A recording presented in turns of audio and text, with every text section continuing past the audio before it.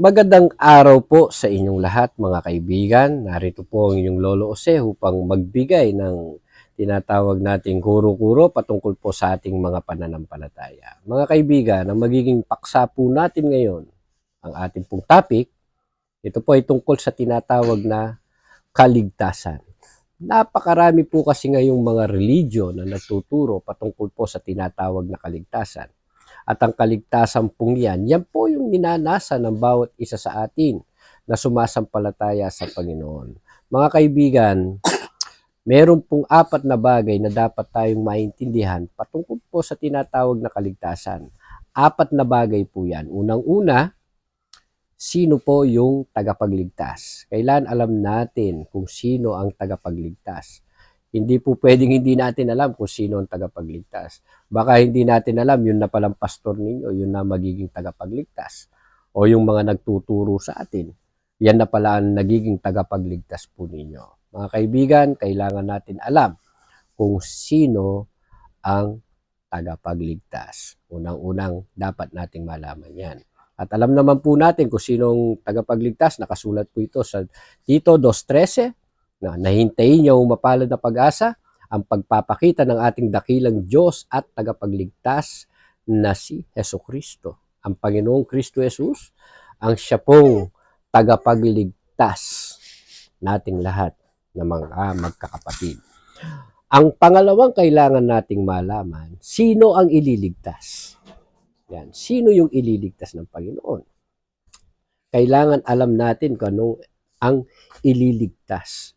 Dahil minsan nagkakaroon ng maling mga haka-haka. Kasi hindi natin alam kung ano ba talaga ililigtas. Ililigtas ba ng Diyos yung ating katawan? Ililigtas ba ng Diyos yung ating bahay? Ililigtas ba ng Diyos yung ating buong pamilya? No? Kailan alam natin ano ba yung ililigtas? No? Ano ba ang ililigtas sa atin? Yan po yung mga dapat nating itanong patungkol sa tinatawag na kaligtasan. Pangalawa, ano ang paraan?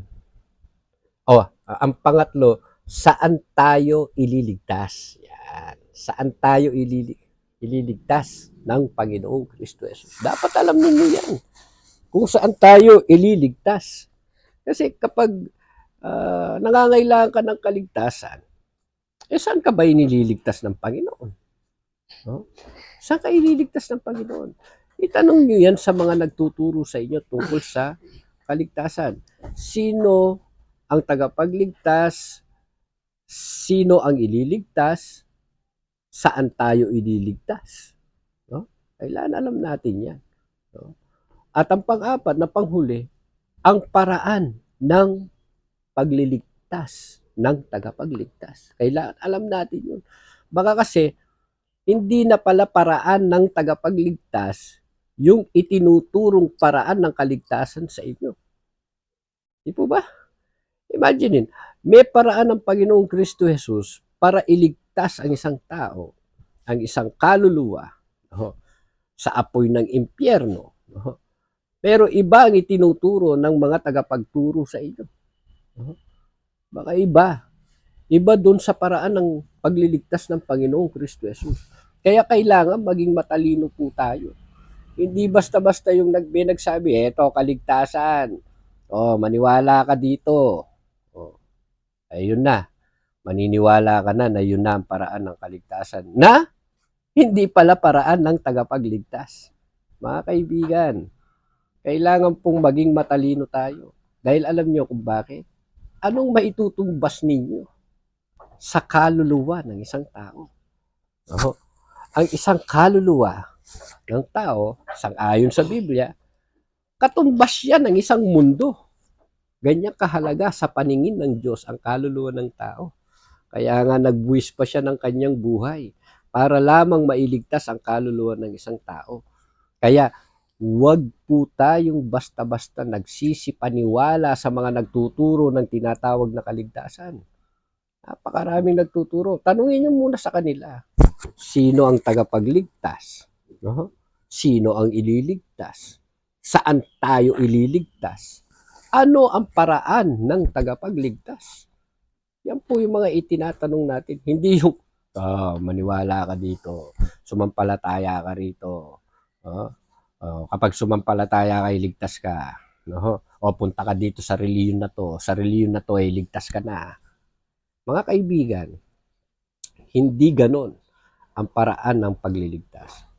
Itanong ninyo at malalaman ninyo kung tunay o totoo yung itinuturong paraan ng pagliligtas ng Panginoon. At ang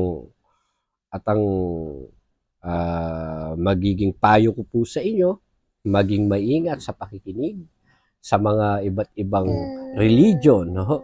Kailangan lamang po yung mga tip na ito pag pinag-uusapan ang tungkol sa tinatawag na kaligtasan.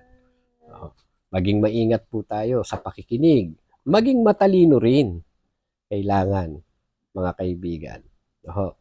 Siguro naman po sana ay nakapulot po kayo ng kahit konting aral man lang dito sa ating naging kuro-kuro at pag-uusap.